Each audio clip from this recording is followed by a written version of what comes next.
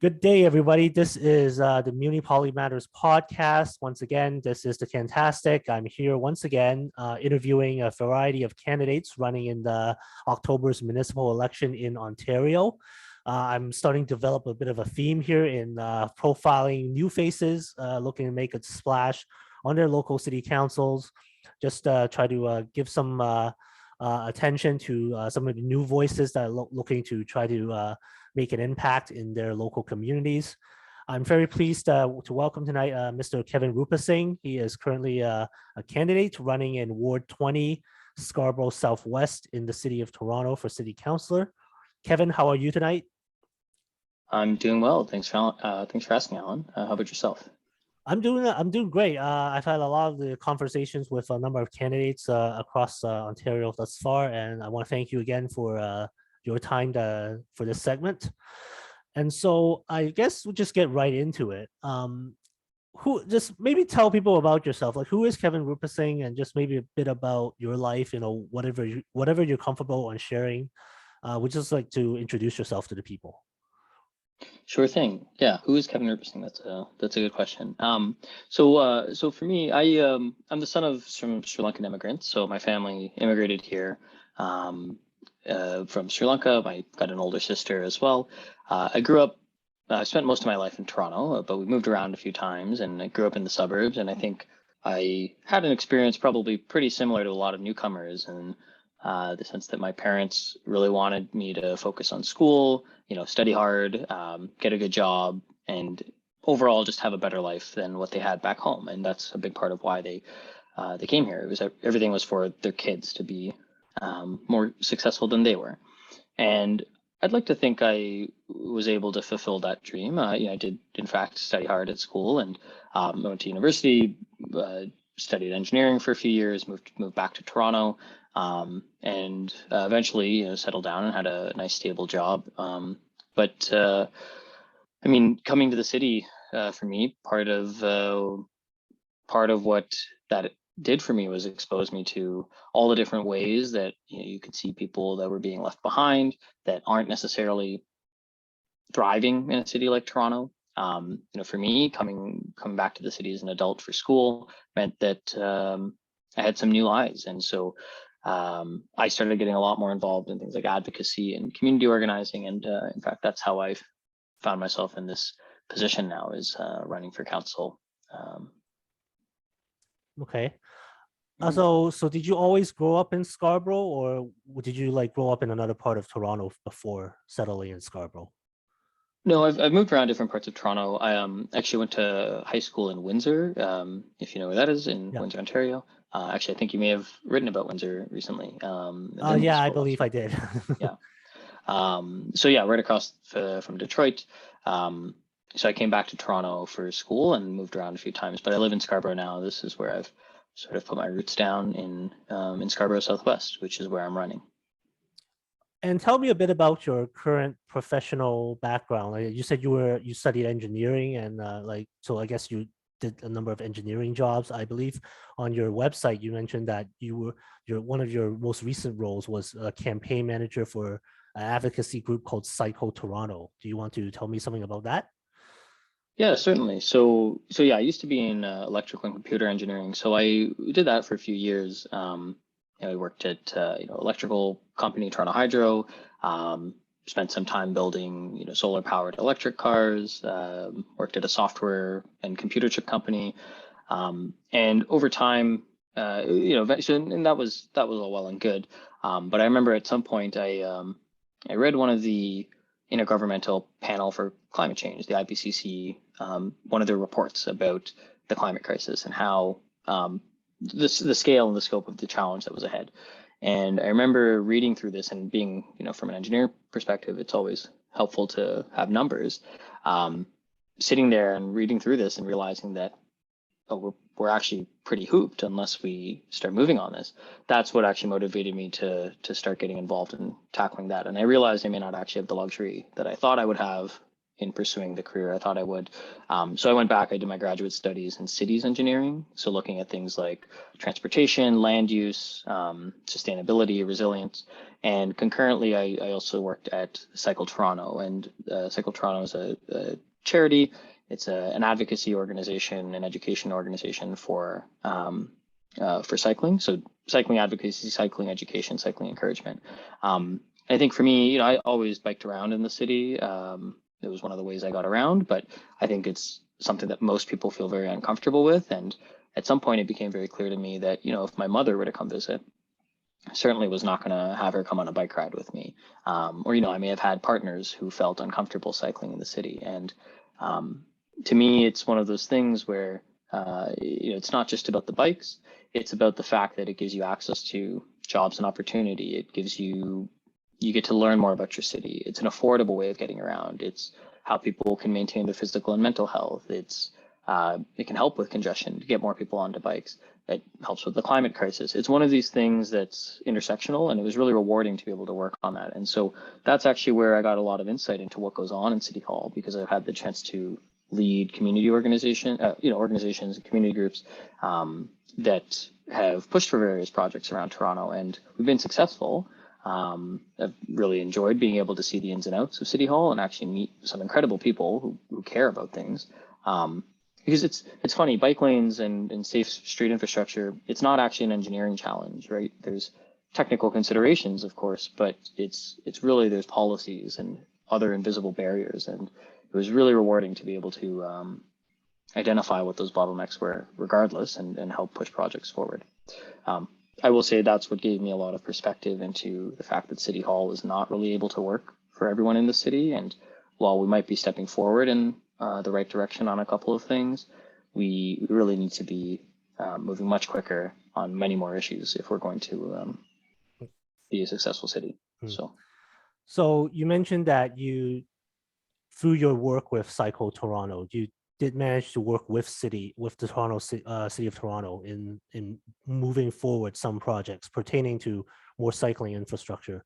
So that's, I guess, an example of what is working in the city right now. But what sort of examples, if you care to divulge specifically, that were examples of what's not working in the City of Toronto that I guess at some points gave you the thought, maybe I should run for council myself and try to change things? It's a good question, and I think I should be clear. It is much more than just cycling, right? I mean, a lot of these projects would often be looking at a street in its entirety. How do we make this street work better for everybody? I think often people on bikes are a very clear area we need to improve streets, but they're dangerous or uncomfortable for people walking. Sometimes for businesses, they're not great places. We don't have enough patios or parking spaces, enough greenery. And often even for drivers, streets are not laid out or set up in a way that's safe or comfortable for people to drive. And so there's been a lot of, I would say, progress on initiatives that are like complete streets initiatives. But when we think about how many people get injured and killed in Toronto in collisions, just going about their day, going to school or to work or running an errand, we have a lot more work we need to do, even though we've had a couple of successful projects. We certainly haven't been investing nearly enough in our transportation infrastructure, public transit, and so on. Obviously, we have a housing crisis right now, and I think the fact that the elected officials we've had have gotten us to this point is very clear to me that they're not going to be able to be the ones who get us out of it. We have a climate crisis. We have 2 council elections until 2030, which is a very important deadline if we're going to actually address some of our climate goals. I think the list goes on and on. We've got crumbling infrastructure, we've got revenue challenges. No doubt we were hit hard by the pandemic, but we also are starting to now see the impact of decisions that have been made 5, 10, 20 years ago. And it's time that we have some fresh leadership who can push the city in the direction it needs to be going in. Okay, yeah, you brought up a lot of specific issues that you find are important. So let's do a little bit of a deep dive into a few of those. So affordable housing, everybody seems to be talking about affordable housing these days as a major issue. City of Toronto is not like an outlier. All cities around the GTA, at least and even in Canada, we're all experiencing a housing shortage. House prices are skyrocketing, um, and it's going to be probably very high, and it's going to be pricing a lot of people like you and me out of the market, I think, in the foreseeable future. So specifically, what are your proposals in order to try to like build more affordable housing, or at least alleviate the housing crisis from a local's perspective? Like, can you give me some specific policy ideas that you have as a candidate? It's a good question. And I will say my team and I have not released sort of our full housing platform just yet. Certainly, and I think you can appreciate part of the job, of course, is having some ideas and vision and bringing that forward. But a big part of the job of a counselor is also to hear from people in the community and make sure that their voices are heard and understood and brought forward as well. And so my team and I were out every day hearing from people at the porch, trying to understand what are the different priorities they have, what are their ideas, and how would they want to approach some of this. So I'll just preface it with that. I think that it is an incredibly complex issue. I'm not going to pretend like I know exactly how to solve it. It's cross-jurisdictional. It's municipal, provincial, federal, all have a role to play. I think it's taken decades for us to get here. Am I going to be able to turn that around within a couple of years in office as a city councilor? Probably not.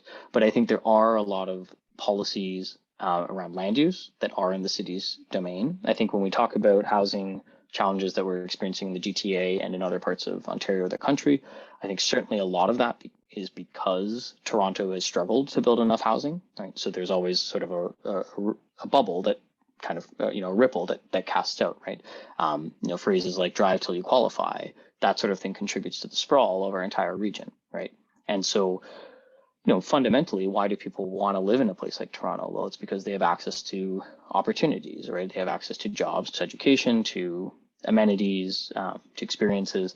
I think making sure that we've actually invested in building enough housing for everybody here is important. And there's no question we need to be building more. I think we have very limited tracts of land that we're allowed to let people build on. And so that leads to some very high land prices that it's hard from a for-profit market standpoint in order to make those numbers work. And so I think, we need to be having a conversation about our market housing. We also need to be having a conversation about, not market housing. What is the role of government in actually being able to provide housing for people? Are there ways, one example in between these two is co-op housing. Scarborough Southwest actually has a great deal of co-op housing. Just for when some of our neighborhoods were built out, this was something that was much more invested in, and they're pretty incredible. Like, they're very affordable places for people to live. They're well positioned within neighborhoods to be able to access amenities, but also still having green space and the quiet that I think a lot of people are looking for.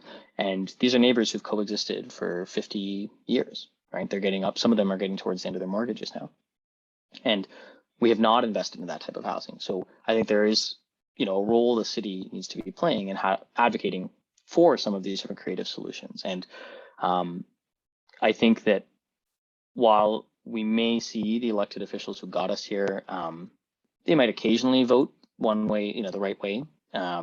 Fundamentally, for me, this is my life, right? It's, as you can say, this is. I'm sure you've got plenty of friends who can't afford to stay living here, right? I know for sure that I have friends who are holding off starting a family because they don't know where they're going to be able to move, how they're going to be able to afford it. And, I don't want the city to just be people who are as privileged as you and I might be. I'm sure we may be able to get by. Actually, I won't speak for yourself, but, for me, I'll probably be okay, right? I'll manage somehow, I'm sure. But I don't want the city to just be people who are okay. I want the city to be people who are, all the different people who make a city exciting and what it is need to be able to live here. And housing is one part of it. Transportation is another part of it. Land use, transportation, they are really two sides of one coin. And so, in Scarborough here, I think we have incredible amenities. It's an incredible neighborhood, but it's often hard for people living here to get access to the jobs or the education that they need to. And so if we had a better way of moving people around, if we had invested in more of our transportation infrastructure, it alleviates some of the pressure from a housing standpoint in some of the more intensive locations in the city, right? And so I think we need to be talking about how do we spread some of that out? How do we help move people between the places they need to without actually pushing them further and further out into, encouraging sprawl and in our green belt, right? Yeah. I'm glad you brought up transportation, because that is always a hot topic when it comes to cities and the kind of policies that are going to help alleviate congestion and help move people around. Scarborough, I think, for as long as I've paid attention to municipal politics in terms of the whole transit issue, it's always about, like, the narrative is about a subway or to replace the RT. I think for the listeners out there who are not familiar with the Scarborough Rapid Transit System, I think it's been around since the 1970s, and it's sort of just a small extension of the current subway network. It's not actually like a subway per se, but I think you and I and a lot of people agree that that system should have been replaced a long time ago. So it seems like, based on the current plans that are going forward, the Scarborough subway is supposed to be built at least in the next decade or so. I don't foresee anyone changing their mind at this point again. I think we've seen enough of that. But, like, do you have any suggestions or proposals about how to build more public transit, or is there, like, some other different way you want to push that policy file forward? Yeah, it's a great question. And like I say, there are still aspects of our platform that we're still looking through, but I think there are quite a few things I'm happy to share to talk about tonight. I will say, I think fundamentally one of the biggest challenges that's happened with Scarborough Transit is that decisions have been made by people who really don't actually rely on transit. I think that's one of the challenges with the council and the elected officials we've got, is that a lot of people here in Scarborough rely on transit. Not many of them actually are the ones who get elected to office. And so when decisions are made about, for example, when you talk about the Scarborough subway extension, of course, that'll be nice when it opens in 2031, 2032, something like that. But the Scarborough RT is actually so old that they have to shut it down for safety reasons by next year. So they're going to replace a train line with shuttle buses for originally for 7 years, and now it'll be a few years where shuttle buses are running on the road, and they've got to retrofit the old train line to be a bus line, and then all this is going to happen while the subway is still being built, right? And this was because there was a lot of back and forth about what sort of transit priorities there needed to be. We just had another decision recently about the Eglinton line. So this is across town, another light rail line that Toronto's been building. It goes through about a third of Scarborough, and it stops at Kennedy Station, which is a major terminus here. And there was always a plan to have this line extend further into Scarborough and actually serve the communities who have some of the least transit access. And these are communities who really depend on, so I shouldn't say the least transit access. Much of Scarborough has pretty robust bus service, but it's unreliable, it's crowded, it's slow, it's stuck in traffic. So a lot of people have pushed for having more dedicated transit lines. And this decision recently was that, in fact, we're not going to be able to run this service continuously through Kennedy. We're going to have to split it into two and run it totally separately. Everyone in Scarborough who wants to go from one side of Scarborough to the other is going to have to get off and transfer if they want to continue on their journey. This is exactly the problem the subway was actually supposed to fix, is to stop people having to transfer in the same way Kennedy. So I think there's been a lot of meddling in transit in Scarborough, and I think a lot of these projects are long-term conversation in Scarborough. Traffic very often. Toronto's first painted bus lane that we did was in Scarborough. That was about 2 years ago. It was installed in a matter of weeks. We have a real opportunity to be doing a lot more of that very quickly. The way it was rolled out was probably not the best way. And of course, this was during a pandemic. I can understand there were some measures that were taken. But right now, we need to be thinking about how do we get more people to reliably use transit as quickly as possible. We can't be taking 10 years to build new transit lines and hope for those to be how we get people onto transit when we have 8 years to meaningfully shift people onto transit for our climate goals, right? Toronto has a goal that by 2030, 75% of all work or school trips need to be biked, walked, or taken on transit that are shorter than 5 kilometers. And that's actually a lot of trips. A lot of trips that people take are less than 5 kilometers. We are nowhere near hitting that goal. Right? And so we need to be talking about how do we rapidly and aggressively get people onto transit. And we need to be focusing on how do we make our actual existing transit much better. So investing in more bus service. How do we have a bus that comes every 10 minutes or even every 5 minutes? So you're not waiting for the bus for a long time. The bus by my house, they cut the service on that during COVID to 30 minutes. And that bus is busy. Essential workers relied on that, and it is always crowded. You could ask the existing elected officials when's the last time they took the bus. I think they might have to think for a little while, right? We have a pretty extensive GO network here in Scarborough. The GO train runs through as well, but they're two separate systems. The Toronto Transit Commission and GO Transit, totally separate. We need to be talking about how do we get these systems to work better together so that if you're trying to get downtown from far out in Scarborough by the zoo, you're not taking a bus and then another bus and taking the subway and crowding that up. But instead, you're paying one fare and getting onto a GO train that's also heading downtown. We have a lot of extra capacity on those lines. So things like fare integration, things like more GO service, dedicated bus lanes. And of course, one of the things we really need to be talking about in Scarborough in particular is how do we get people to safely be able to walk or bike for a lot of trips. It doesn't mean for every trip, but if they're going to school down the street, you shouldn't have to get dropped off in a car, right? You should be able to safely be able to ride your bike or walk there. And that's one of the ways that we can also help alleviate a lot of the transportation challenges that we have. A lot of people in Scarborough are driving for trips that they probably wouldn't need to if they had safe and reliable other ways of getting around. So I think we need to be having conversations about all of this stuff. Like it is all part of what we could be doing immediately. I'm not interested in promising we're going to go build a bunch of other subway lines and so on. Those things are important, of course, for the long-term success of the city, but we need to be taking action now. And those are some of the ways we could. Okay, well, thank you for your answer. That was a very in-depth, there was a lot of detail there, even though you said you're still developing your platform a little bit.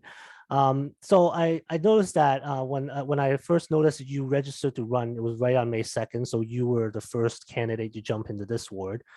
Since then, there have been others who have started running. It stood out to me because you mentioned the current councillor. So he's running again. And besides you, there are at least, I believe, 5 other candidates. So I think there's 7 on the ballot right now, which is unusual for an incumbent to be challenged by so many people.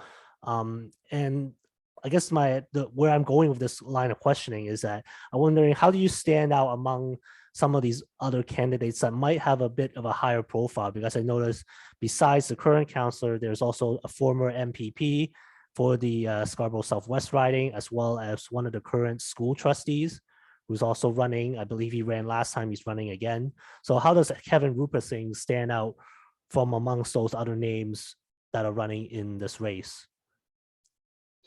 It's a good question. And I think we always knew there would be other candidates on the ballot. There always are. And it's challenging. Our current voting system is very biased, I would say, towards incumbents. Most people, I think, are happy to vote for somebody other than the incumbent here, but typically, people can't always agree on who, and incumbents manage to continue on. I will say, and just, I may not have, just to give some perspective on how I ended up deciding to run. For me, it was very clear that something needed to change, right? I thought hard about what would happen if we went by this election and we kept with the same people that we had. And it was very clear to me, well, I will have hundreds of neighbors here in Scarborough get injured and killed in collisions between now and the next election. We have done almost nothing on things like road safety. I know I'll have a dozen friends that move out of the city because they can't afford to live here. And I think I mentioned that earlier.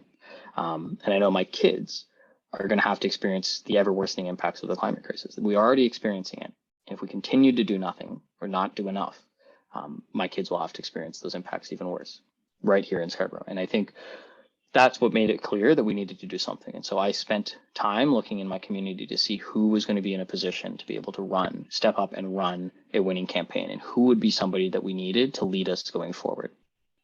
And it became clear that I would have to take this on.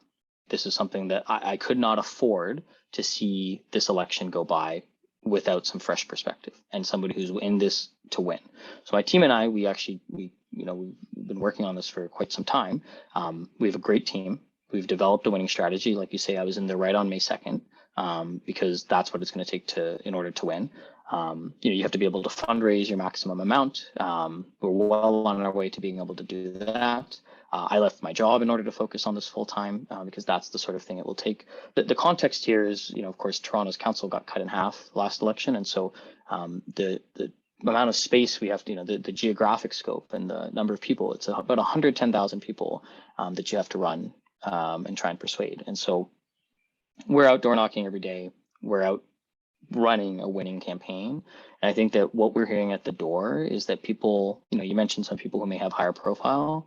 I think a lot of people have seen what the people we've already had have been able to do, whether it's, different levels of government. I think they are very keen on having somebody who actually lives in the neighborhood and who is willing to fight for the things we need, someone who's fresh and willing to go in a different direction. Because I think everybody else has had, some of the folks you mentioned, they've had a kick at the can. And I think that we are really hearing at the porch that people are sick of it. They want someone new to lead the city going forward, right? The folks we had in the past, they're just not going to be the ones who can do it. And so I'm very confident that what we're going to see is a lot of support. We're already starting to see that for our campaign, but as things really heat up in September, October, I think it's going to be very clear that my neighbors, they want someone fresh. Oh, and you just unmute Alan. Sorry. Yes, thank you very much. Sorry about that. So you mentioned that the council cuts from 2018 was very dramatic. I want to bring up another dramatic thing that the provincial government did during the first term, which was to remove the option of ranked ballots. And I believe you wrote an op-ed in the Toronto Star about this issue. So I agree with you on the subject. So I don't think there's much debate there. I guess my question would be, looks like going forward, this provincial government's going to be in here for a while, and it seems that they would be the only ones that could reverse that decision to allow cities to do ranked balloting. Now that it seems likely that they're not going to be doing that, how do you think people who support this idea can go forward in promoting this? Because it doesn't seem like there's an avenue to get this moving forward, if at all. Yeah, absolutely. And I'm glad you saw that I did write about this. I mean, a lot of the issues I've talked about today, I think, really come down to, if we want to see movement on any of these issues, whether it's housing, poverty, climate, transit, whatever, I think it starts by electing a council or electing government that better reflects the experiences and the priorities of people that we have. And the systems we have right now, they aren't going to be able to do that, right? You can win with 25% of the vote. 3/4 of people may not actually want you, and yet you still manage to win. And so to me, a ranked ballot is a real opportunity at a system level to actually change who is getting elected, who's actually feeling like they're even going to raise their hand to run. A lot of good candidates, they choose not to run because they know this system is very biased against them, right? And Alan, folks like you and I are totally underrepresented on council, right? Half of Toronto are renters, about half of Toronto are visible minorities, half of Toronto are women. Where are any of them on Toronto City Council, right? The council just does not look like the rest of the city. And so having something like a ranked ballot, I think, is fundamentally one of the most crucial things that I could achieve as a councillor. It would in fact mean I don't even have to do this anymore, because there's a lot of other good candidates who would be well positioned to be able to take on the role of serving their community. And so for me, I think it is, while there's roadblocks ahead, I think it is absolutely, fighting for a more representative and a more transparent and a fairer democracy is absolutely a good use of my energy. I think that when the province chose to ban this, it was, in a pandemic, they had some rationale at the time about maybe not changing things up for cities in the 2022 elections. I don't necessarily agree with that, but I think there is a very viable path forward even for 2026, because Well, certainly it's a popular issue, right? I think we saw all three opposition parties said they would commit to giving back local choice to cities across Ontario. Certainly the mayor and most of council in Toronto are supportive of this, and I think that I would expect we would continue to see movement on this in terms of asking the province for this to be something that is granted again to cities across Ontario. And I certainly look forward to working with the mayor on this particular issue in terms of advocating to the province that we're allowed to, that cities should have their own autonomy to choose their own voting systems. And I think this is actually part of an even broader conversation that needs to be had about what is this provincial government's tendency to overrule municipal issues, right? I think the council cut in half is one great example. The banning of ranked ballots is another. I think there is going to be a much more robust conversation in this term of council about how do we as a city of 3 million people, larger than most provinces in Canada, the fact that we technically can't do any of the things that we need to, whether it's how we choose our electoral system, how we choose our governance, structure, even things like our revenue tools, right? I mean, we are larger than most provinces, but we can't access the same tools to get the money that we need in order to support all of the services that people expect Toronto to have, right, around housing and transportation and so on. So I think there is a real viable path forward in terms of having those conversations. And, I'm not looking to get elected so I can say, well, these are hard problems and I can't do anything about it. I think there's always a path forward. And part of the job is to be able to work with other levels of government, people you don't always agree with, to figure out how we're gonna do this. So I'm very much looking forward to 2026 being a municipal election with ranked ballots across numerous cities in Ontario. Well, with any luck in 2026, we might see Kevin Rupasinghe's name on the ballot as hopefully seeking a second term as a councillor. And but for now, I want to thank you for this time, and I wish you the best of luck in your campaign. Kevin, where can people find you on social media and online if they want to reach out to you and make contact? So best way would be to go to my website, which is if you go to kevrup.ca, KEVRUP.ca. Social media handles are just my name, Kevin Rupasinghe. And the nice thing is, grassroots campaigns, they really do need a lot of people to get behind them. And so anyone in Ontario can donate to municipal campaigns. And in Toronto, we have a rebate program that gives you back up to 75% back. So if you're interested in making a contribution, certainly happy to have that. Volunteers as well are very much needed. There's a lot of ground to cover and a lot of people to talk to. So if you'd like to get involved that way, again, the website's www.kevrup.ca. Okay. Thank you again, Kevin. I will include all your contacts in the notes for the video that will be released and the post later.